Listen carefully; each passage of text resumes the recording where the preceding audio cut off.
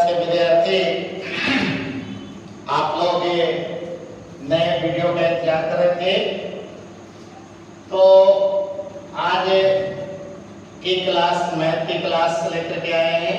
और मैथ में आप लोग सब जान रहे हैं सब विद्यार्थी कि हम लोग को ज्योमेट्री चल रहा है, और ज्योमेट्री में एक नई टॉपिक हमने कंकरेंट यानी सर्वांगसम लेके चल रहे थे। और तुम लोग को बताए थे कि देखिए ज्योमेट्री का रीढ़ कहीं जाने वाली टॉपिक यही है सर्वांगसम।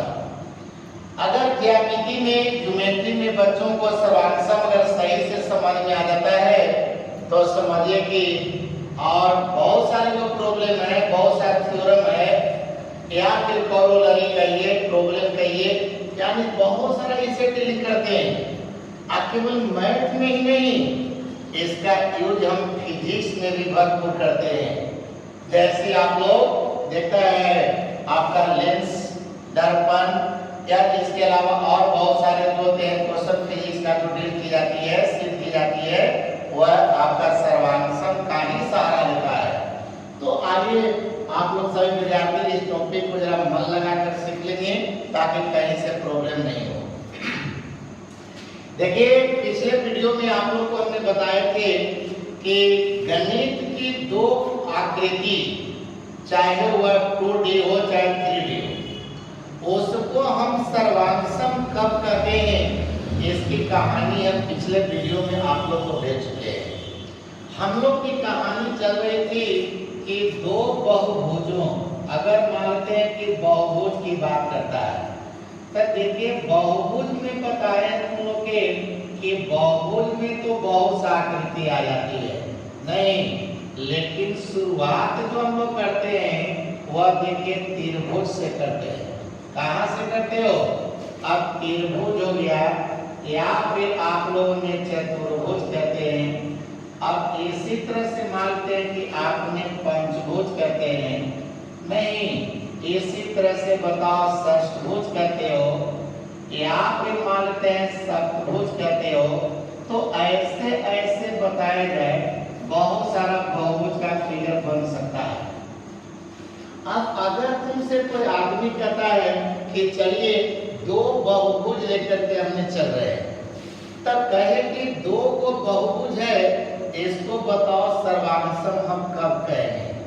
ये तो पहले ही बोल दिए हैं कि जहां भी दो आकृति का नाम लेता है तब पहले उसमें अंग देखना है कि कै को उसमें अंग है, और अगर प्रत्येक अंग दूसरे अंग के अगर बराबर हो जाता है और दोनों एक दूसरे को पूरा पूरा ढक लेता है तब कहते हैं कि दोनों क्या है, यानी सर्वांगसम है। क्या है? सर्वांगसम है। जैसे कि मानते हैं कि आपसे कहता है कि दो आयत है, नहीं, अब कहेगा कि बताइए दो आयतों को यानी सर्वांगसम। अब कहेगा कि सर्वांगसम यानी कब कहोगे, ठीक है, दो आयत है और कहे कि दोनों आयत को सर्वांगसम कब कहेंगे जी, तब यही न कहोगे कि दो आयतों को सर्वांगसम यानी तभी कहा जाता है, नहीं तभी कहा जाता है जब आपने कहेगा कि जब यानी कि उनकी यानी लंबाई, ठीक है ना, लंबाई एवं चौड़ाई, ठीक है, चौड़ाई यानी अलग अलग बराबर हो, अलग अलग बराबर हो, नहीं। अब यहाँ पे दोनों की लंबाई चौड़ाई अगर बराबर बराबर होते हैं तो आपने फट से कहते हैं कि दोनों आयत क्या होगा, सर्वांगसम होगा, नहीं। कारण कि आयत जब बोल दिए हो तो इसमें कोण बोलना कोई जरूरी नहीं है, ये बात समझ लीजिए। जैसे कि मानते हैं कि इस तरह से अगर एक आयत मानते हैं कि आपका ए हो गया और दूसरा जो देखा जाए यहाँ से कहे कि एक आयत है, देखिए यहाँ से ए ले, अब दो को आयत आपको दे दिया गया है और कह रहा है कि बताइए ये दोनों आयत को हम सर्वांगसम कहेंगे कि नहीं कहेंगे। भिन्न है। सवाल आपसे यही पूछा गया है कि दोनों आयत है, आयत का मतलब हो ही गया कि इसका प्रत्येक कोण, बोलिए क्या होगा जी, 90 डिग्री होगा। इसका भी प्रत्येक कोण बताइए, अगर कहता है कि 90 डिग्री हो गया, नहीं। अब यहाँ से कहता है कि बताओ, यानी ए हो गया, ए बी सी डी हो गया, एक आयत है। यहाँ से बोल दिया तुमसे कि बताओ पी क्यू आर एस, यहाँ से दूसरा हो गया आयत। अब कहे कि पहली आयत है, आप इसकी बताओ कि आपसे कहे कि लंबाई नापी। अगर इसकी लंबाई मानते हैं सपोज दैट यानी 4 सेंटीमीटर होता है, और इसका भी लंबाई नापने पर देखिए 4 सेंटीमीटर आया। अगर इसकी चौड़ाई हमने नापा और एक आ गया 1.5 सेंटीमीटर आ गया, और इसकी भी चौड़ाई जो है 1.5 सेंटीमीटर हो गया। अब बताओ तुम लोग सब लड़के कि इस आयत को उठाकर इस पर रखोगे या इसको उठा के इस पर रखोगे, बताओ कि पूरा का पूरा ढक लेगा कि नहीं, बोलिए लड़कियां। देखिए थोड़ा सा आप लोग वीडियो में आप लोग ये हमेशा माने थोड़ा सुस्ती बरत रहे हैं, आप लोग वीडियो को सही ढंग से देख नहीं पा रहे हैं, ठीक है। इसलिए मैं सभी बच्चों से कहूंगा कि आपका क्लास तो क्लास है, लेकिन आपने ऑनलाइन के माध्यम से जो भेजा जा रहा है टॉपिक, इस पर विशेष नजरिया रखिए, क्योंकि आप लोग देख रहे हैं कि कब क्या स्थिति बनता है एक उन्होंने जानता है, इसलिए यही पढ़ाई तुम्हारा मेन काम करेगा, ठीक है। तो अब यहाँ पर देखिए सभी विद्यार्थी कि एक दोनों आयत को बताइए सर्वांशम कहेंगे, इसी तरह से मानते हैं 2 वर्ग देता है, 2 समानांतर चतुर्भुज कहता है, वहां पर दिमाग में भी यही बात रखना है। उनके कोण के बराबर कोण होना चाहिए और भुजा के बराबर भुजा होना चाहिए। अगर ऐसा है तो कहेंगे कि हाँ ये दोनों सर्वांशम है, अगर नहीं ऐसा देख रहे हो तो बोलेंगे सर्वांशम नहीं, क्लियर। तो अब देखा जाए जो मेन हम लोग का चैप्टर में है वह आपको देखना है 2 त्रिभुज के बारे में, समझिएगा। आप पता है तुमसे कह दिया कि 2 मान लेते हैं कि आपका त्रिभुज है। अब कहेगा कि 2 त्रिभुजों को, जो पिछले वीडियो में आप लोग समझाए थे, तो 2 त्रिभुजों को कहेगा कि सर्वांशम, समझिए सर्वांशम यानी तभी कहा जाता है कि नहीं, तभी कहा जाता है जब, यहीं पर शब्द ना है, जब कहोगे कि जब यानी उनकी यानी संगत यानी भुजाएं, ठीक है, संगत भुजाएं समान लंबाई की हो, समान लंबाई की हो, और ठीक है उनकी कथा की संगत कोण की माप यानी बराबर हो। बात समझ रहे हो ना, बराबर हो तब यही हम कहते हैं कि दोनों त्रिभुज क्या होगा, सर्वांशम होगा, क्लियर है। अब जैसे कि देखिए फिगर में आ गया, ये सभी लड़के मान लेते हैं कि चला जाए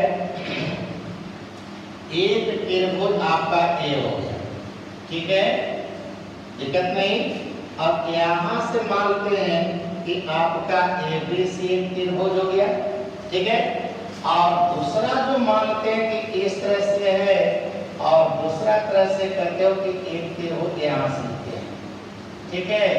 अब एक त्रिभुज देखा जाए यहाँ से लेकर चलते हो, समझिए। अब यहाँ से मानते लेते हैं और इस तरह से आइए यहाँ से कहा जाए कि ए हो, ठीक है। एक त्रिभुज यहाँ से आपने लेते हैं, क्या कहने सब विद्यार्थी।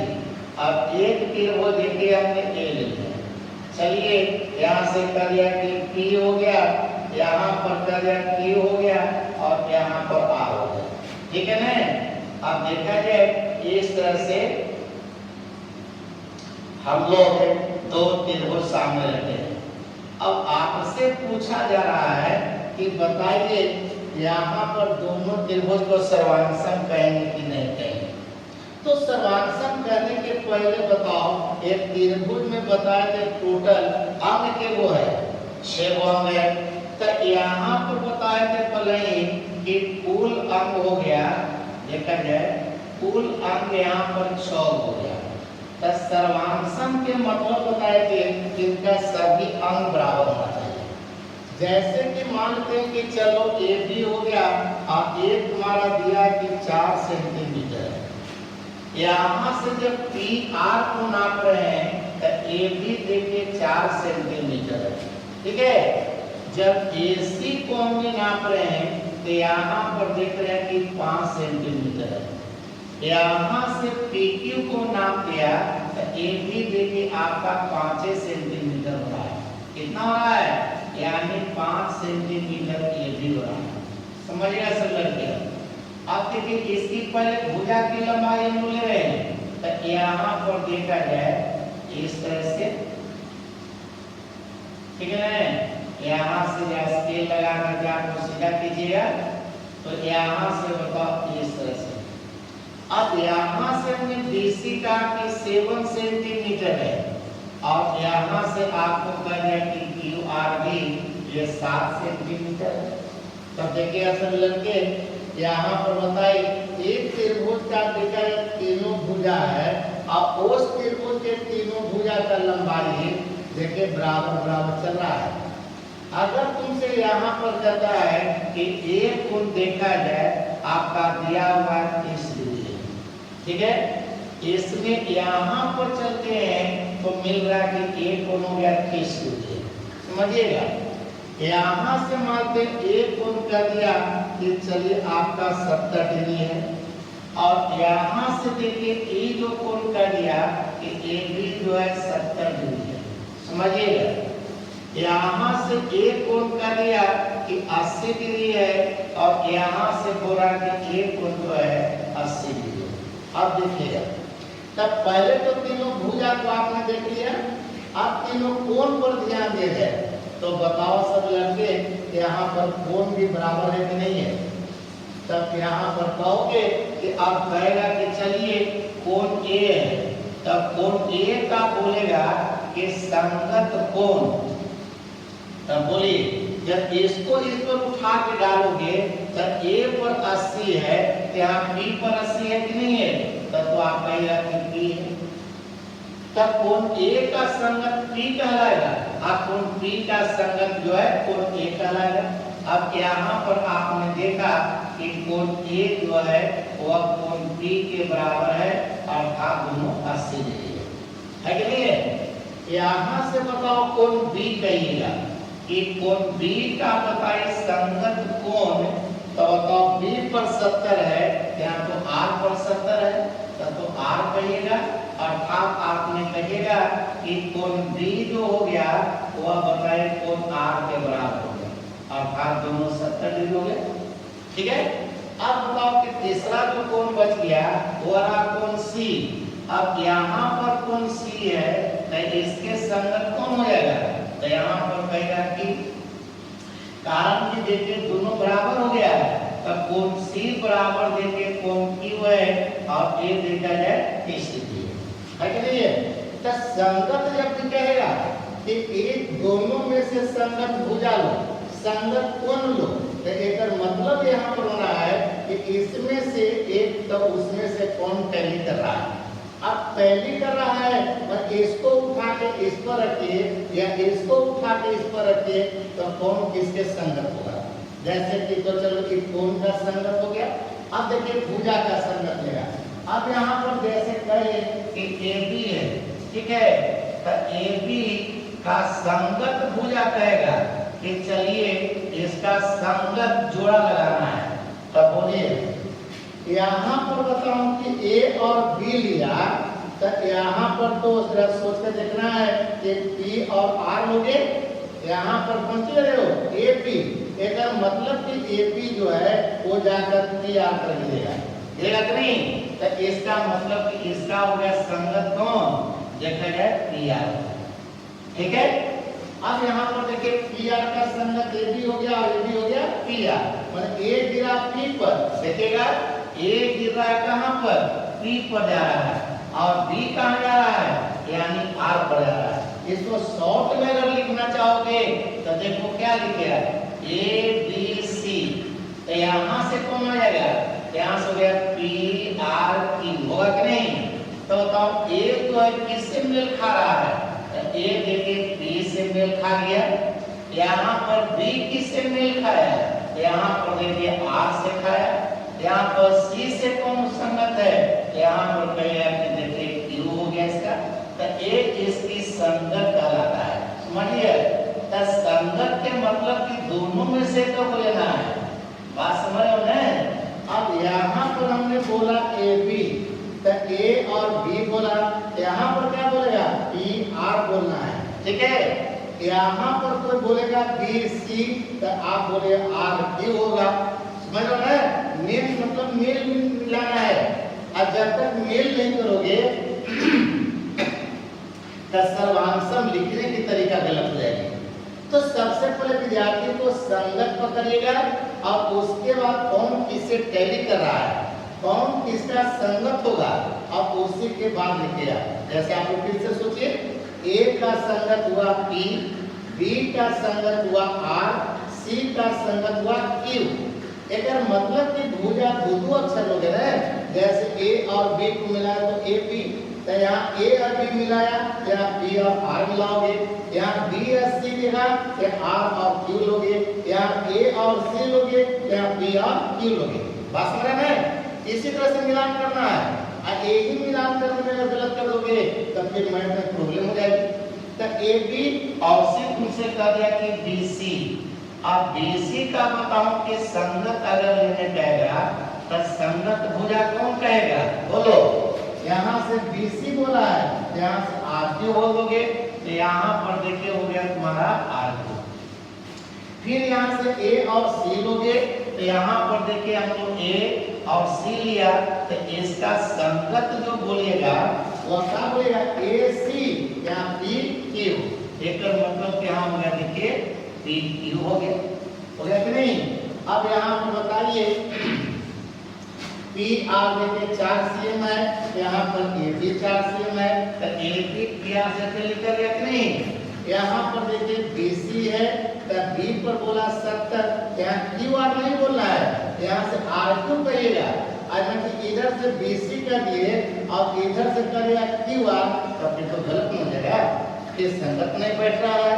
तो पहले संगत मिलाना है। अब यहाँ पर बताइए, जब तीनों कोण बराबर हो गया और तीनों भुजा बराबर हो गया, तब इसी हालात में लिखते हैं कि त्रिभुज ए बी सी, और देखिए सर्वांशम का चिन्ह देना है। तब आप लोग सोचिए सब लड़के, यहाँ लिखा ए बी सी, यहाँ पर क्या लिखोगे, पी आर क्यू, क्या लिखेंगे, पी आर क्यू, यानी पी आर क्यू लिखेंगे। अगर कोई लड़का मानते इसमें लिख दिया कि त्रिभुज यानी बी ए सी, कौन लिख दिया, बी ए सी लिखा, तो अब क्या लिखोगे, सोचेगा बी पहले बोल दिया, आइए इसमें ले आया, एक मतलब कि जैसे यहाँ बोला वैसे यहाँ कर दोगे, तब बी को बोला आगे, फिर आर को बोल देंगे आगे, ए को कहा बीच में, या बी को कर देंगे बीच में, ठीक है ना। तो यहाँ पर क्या बोलेगा, यहाँ से कहोगे त्रिभुज आर पी क्यू, ठीक है। जैसे वो पलटेगा अक्षर, तो आपको भी देख करके अक्षर पलट देना है। जैसे कि मान लेते हैं कि अब वो बोल दिया कि त्रिभुज सी बी ए, सोच लो, सी बी ए बोला, मैंने सी इधर से लिख रहा है, सी बी ए, तो आपको लिखना पड़ेगा क्यू आर पी। यहाँ पर सर्वांशम का चिन्ह देना है, और देने के बाद कल लिखना है कौन चीज, यानी कि क्यू आर पी, है ना, क्यू आर पी। तो ये देखिए त्रिभुज के सर्वांशम लिखने की तरीका होगा, बात समझिए। अब इतना लिखने की तरीका अगर तुम सीख जाते हो, तो फिर अगले दिन हमने बताएंगे कि दो त्रिभुजों को किस किस स्थिति में सर्वांशम कहा जाता है, बात समझ गया। तो इतना आज आप लोग नोट कर लीजिए और इतना तैयारी करें। फिर पिछले अगले वीडियो में हम लोग मिलेंगे। तो आज यहीं पर क्लास स्टॉप करते हैं। धन्यवाद। Good night.